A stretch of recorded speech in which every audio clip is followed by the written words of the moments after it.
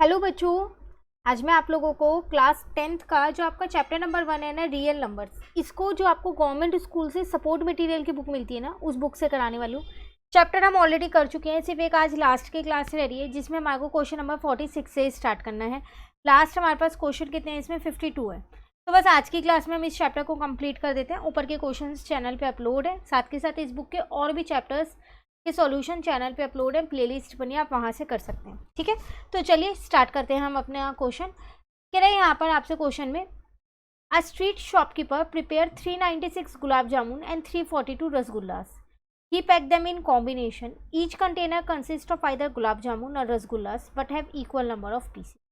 कह रहे एक शॉपकीपर है, उसने कितने गुलाब जामुन बनाए हैं 396 और रसगुल्ले कितने बनाए हैं 342 बनाए हैं। उसने क्या किया है, इनको कॉम्बिनेशन में पैक किया है, मतलब थोड़े से गुलाब जामुन थोड़े से रसगुल्ले ऐसे रखे हैं। हर एक कंटेनर में या तो गुलाब जामुन है या रसगुल्ले, पर इक्वल नंबर ऑफ पीसीज हैं। ठीक है, ऐसा नहीं है अनइक्वल हो। आपसे क्या कह रहे हैं यहाँ पर, find the number of pieces he should put in each box so that number of boxes are least. बताओ कि हर एक बॉक्स में कितने पीसीज डालें ताकि कम से कम बॉक्स लगे, लीस्ट लगे। How many boxes will be packed in all, कितने बॉक्सेज उसने पैक किए हैं ये भी आपको यहाँ पर साथ साथ बताना है।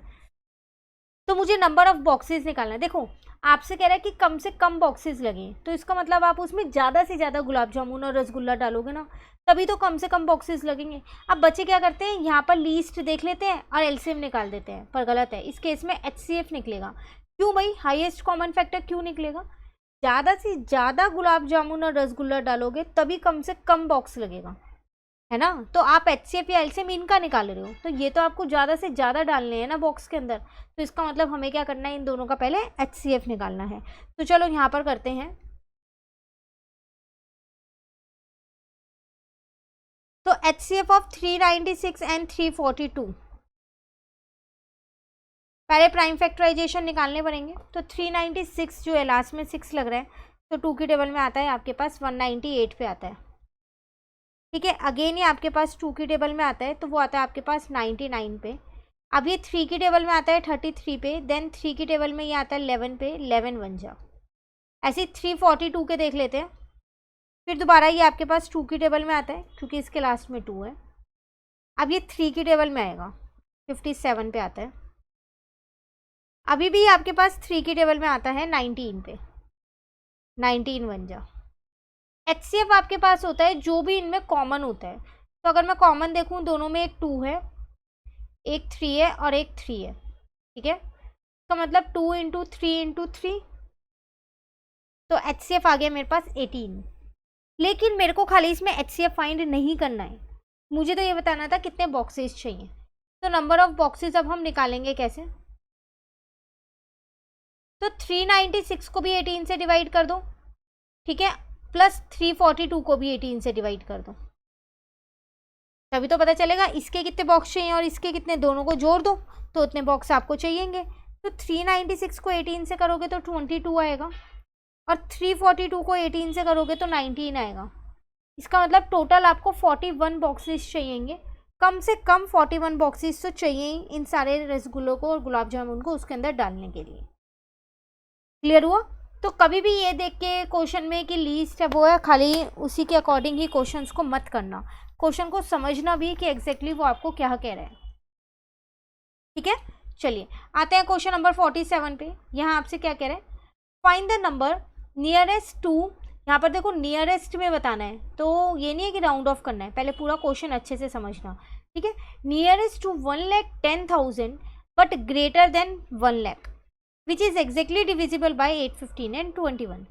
कह रहा है एक ऐसा नंबर फाइंड करूँ जो 1 लाख से तो ज़्यादा हो लेकिन 1,10,000 के नियर बाय में हो और वो इन तीनों से डिविजिबल हो।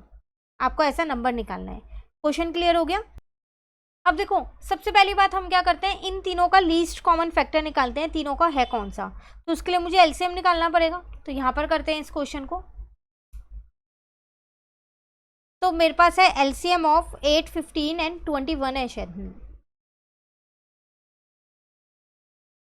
तो 8 के फैक्टर्स होते हैं मेरे पास 2 इंटू 2 इंटू 2, 15 के फैक्टर्स होते हैं मेरे पास 3 इंटू 5 और 21 के फैक्टर होते हैं मेरे पास 3 इंटू 7। तो एलसीएम कितना आ जाएगा मेरे पास, एक बार 3 आ जाएगा, 2 की पावर 3, 5 आ जाएगा और 7 आ जाएगा। तो देखो 2 2 जा 4 2 जा 8 हो जाएगा। 8 इंटू 3 24, 24 को 35 से इंटू करते हैं 840। अब वो कह रहा था इसके नियरेस्ट होना चाहिए। ऐसा करते हैं, इसको 840 से एक बार डिवाइड कर लेते हैं कि पूरा पूरा डिवाइड हो रहा है नहीं हो रहा।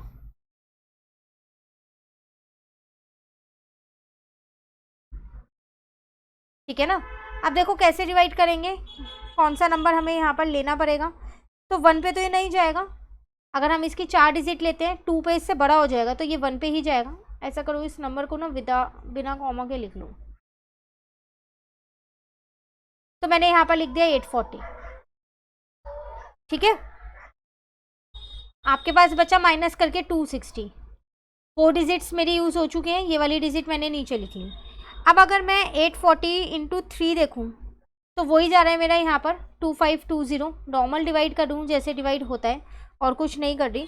ठीक है, तो यहाँ बचेगा मेरे पास 80। अब ये वाली ज़ीरो भी मैंने नीचे लिख ली। अब ये ज़ीरो नीचे लिखी है, पर यहाँ 840 है, यहाँ 800 है, तो ये तो नहीं जा रहा, तो यहाँ ज़ीरो लगा दी। मतलब 800 मेरा रिमाइंडर बच रहा है। तो मुझे इसके नियरेस्ट नंबर चाहिए था। देखो अगर मैं इसमें से 800 को माइनस कर दूंगी तो पूरा पूरा डिविजिबल हो जाएगा ये 840 से, और 840 इनका एलसीएम भी है, तो फिर वो जो नंबर आएगा वो उन तीनों से भी डिविजिबल होगा। तो बस यहाँ लिख देना है, व्हेन 1,10,000 इज divided by 840,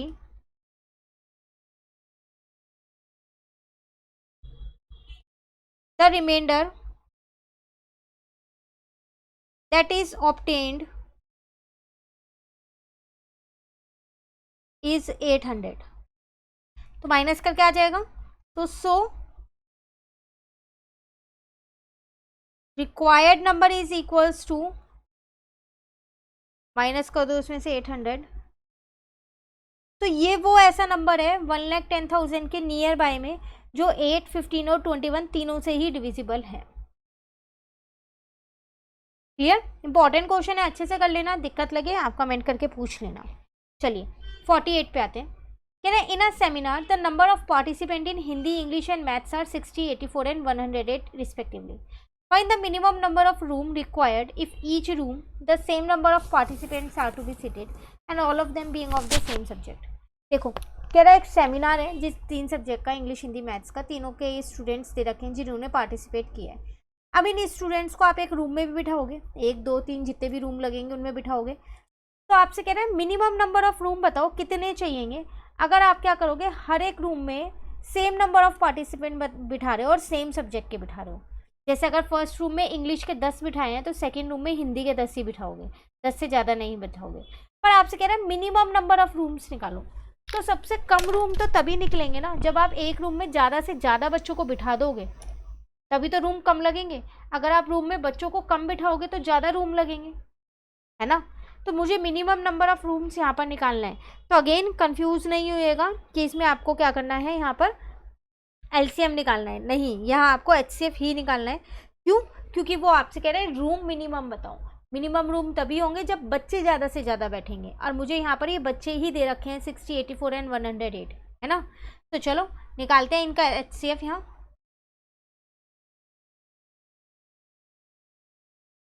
तो एचसीएफ ऑफ 60, 84 एंड 108 तीनों ही 2 की टेबल से जा रहे हैं। ये 2 की टेबल में 30 पे जा रहा है, ये 15 पे जा रहा है, ये 3 5 जा हो जाएगा, यहाँ पर 5 1 जा हो जाएगा। 84 की बात करूँ, ये 2 की टेबल में 42 पे जा रहा है, फिर ये 2 की टेबल में कितने पे जा रहा है, 21 पे, 3 7 जा हो जाएगा, 7 1 जा हो जाएगा। 108 की बात करूँ तो ये 2 की टेबल में 54 पे, देन ये 2 की टेबल में 27 पे, 3 9 जा, 3 3 जा, 3 1 जा।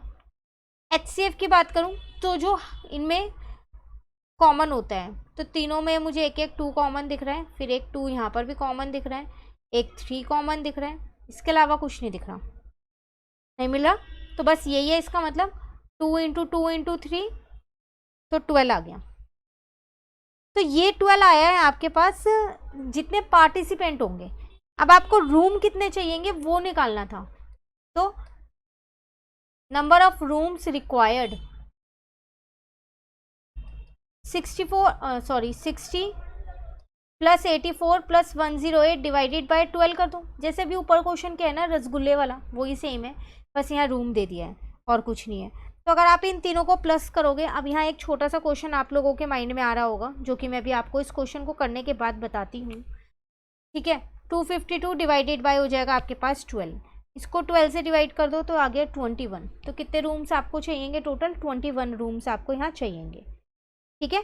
अब क्वेश्चन क्या आता है कि हमने ऊपर रसगुल्ले वाले में तो अलग अलग किया था, अगर मैं आपको यहाँ दिखा दूँ तो इसमें हमने ये अलग किया था, रसगुल्ले के बॉक्स को 18 से अलग डिवाइड किया था, गुलाब जामुन को अलग किया था। कोई बात नहीं, आप यहाँ पर भी अलग अलग कर सकते हो, 60/12, 84/12, 108/12 कर सकते हो। उसके बाद आप उनको तीनों को प्लस कर दो, आंसर तीनों ही केस में, दोनों ही केस में सेम 21 ही आएगा। तो मिनिमम नंबर ऑफ रूम्स आपको कितने चाहिए? वो चाहिए आपको 21। क्लियर? चलिए आते हैं अपने क्वेश्चन नंबर 49 पे। यहाँ आपसे कह रहा है state fundamental theorem of arithmetic. देखो आप सभी के पास एनसीईआरटी बुक होगी, उसमें ये फंडामेंटल थ्योरम ऑफ अरिथमेटिक लिखी हुई है, तो आप वहाँ से देख के इसको लिख सकते हैं और याद भी कर लीजिएगा, एग्जाम में आ सकती है। उसके बाद आपसे यहाँ क्या कह रहे हैं, is it possible then HCF and LCM of two numbers are 24 and 540 respectively, justify your answer. देखो कह रहे क्या ये पॉसिबल है कि HCF और LCM जो है वो 24 और 540 हो सकता है दो नंबर्स का? कैसे पता लगाएं? नंबर्स तो मैं दे नहीं रखे। हमेशा याद रखना जो HCF होता है ना वो LCM का फैक्टर होता है, मतलब पूरा पूरा उससे डिविजिबल होना चाहिए। अगर हो रहा है तो है, ये दोनों HCF और LCM है कि नहीं दो नंबर्स का, नहीं तो नहीं है। तो अगर मैं यहाँ पर इस क्वेश्चन को देखूँ, आप थ्योरम लिख लेना बुक से देख के। अगर मैं 540 को 24 से डिवाइड करती हूँ तो ये 2 से कट हो रहा है 12 पे, यहाँ पर कितना आ जाएगा 270, ठीक है। अभी ये 6 पे जा रहा है और ये कितने पे जा रहा है 135। अब ये दोनों एक टेबल में नहीं आते, इसका मतलब मैं ये कह सकती हूँ कि अब मुझे इनको डिवाइड करना पड़ेगा सीधा, तो मेरा पॉइंट में आंसर आएगा 22.5। तो ये पूरा पूरा डिवाइड नहीं हो रहा, कोई एक पर्टिकुलर इंटीजर नहीं है, नॉट अ इंटीजर, है ना। तो इसका मतलब उन दो किसी भी दो नंबर का HCF और LCM 24 और 540 नहीं हो सकता। तो नीचे आपको लाइन लिखनी है, हेंस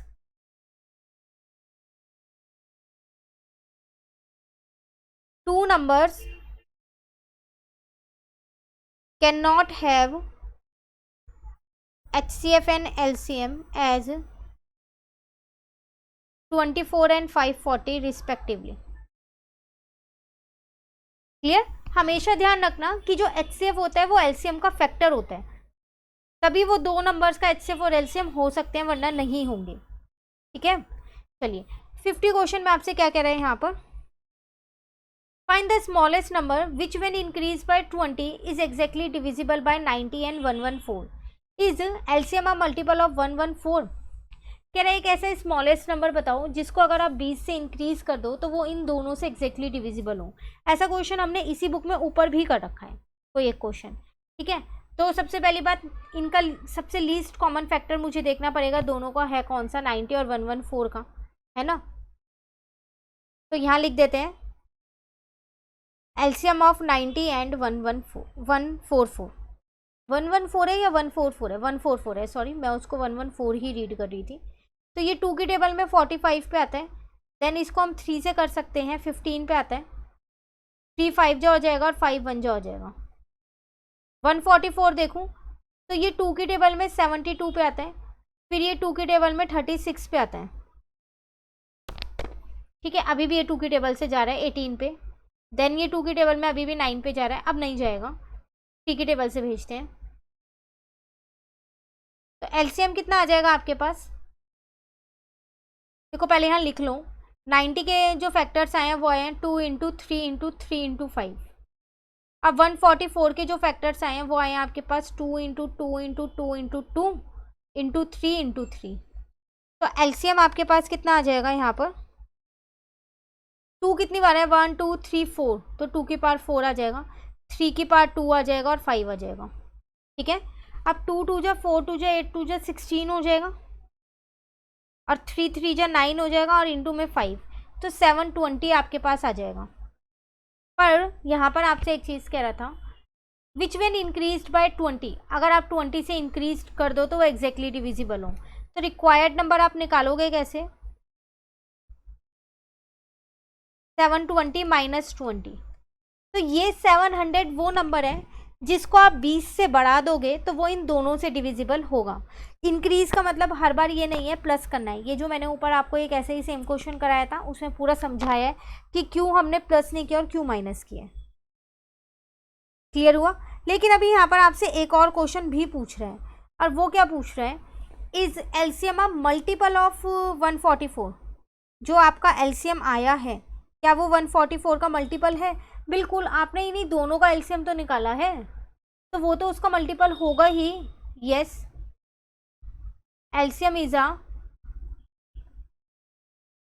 मल्टीपल ऑफ 144। क्लियर हुआ क्वेश्चन। चलिए अब आते हैं हम 51 पे। यहाँ आपसे क्या कह रहा है, if the HCF of 1032 and 408 is expressible in the form of this, find P। कह रहा है अगर दो नंबर का HCF इस फॉर्म में मैं लिख दूं तो P की वैल्यू बताओ। तो पहले इन दो नंबर का HCF मैं निकाल लेती हूँ ना, फिर उसको इसके इक्वल रख दूंगी, क्योंकि इन दो नंबर का HCF ये हो या जो मैं निकालूँ आएगा तो सेम ही, नंबर तो सेम ही है ना। पहले हम निकालते हैं 1032 और 408 का। तो HCF ऑफ 1032 एंड 408, चलो यहाँ पर निकालते हैं। तो आपको पता है कि ये 2 की टेबल में जाएगा, तो ये जाएगा 2 की टेबल में 516 पे, फिर ये जाएगा 2 पे आपके पास 258 पे, दोबारा ये आपके पास 2 से जा रहा है 129 पे। अब 129 2 की टेबल में नहीं आता, 3 की टेबल में आता है 43 पे। 43 जो है वो प्राइम नंबर है। 408 के निकालें अगर हम यहाँ पर,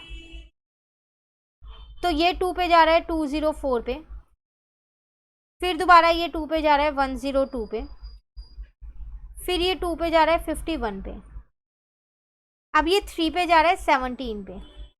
17 प्राइम नंबर है। तो इनका HCF कितना आया आपके पास, कॉमन जो जो होगा, एक 2 है दोनों में, एक 2 और है, एक बार 2 और है और एक बार 3 है, यही है और तो कुछ नहीं है।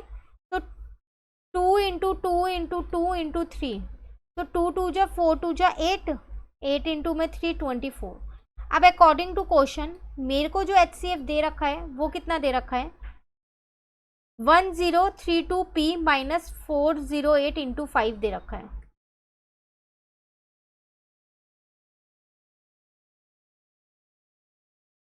एक बार क्रॉस चेक कर लेते हैं। तो इसको मैं 24 के बराबर रख सकती हूँ क्योंकि ये भी HCF है और वो भी HCF है। तो यहाँ पर से मैंने इसको सॉल्व किया पहले,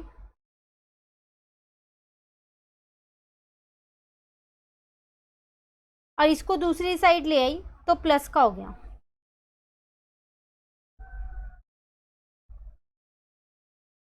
P को यहीं छोड़ दिया, 1032 नीचे ले आई, तो मेरी P की वैल्यू आ गई 2। यही मुझे फाइंड करनी है।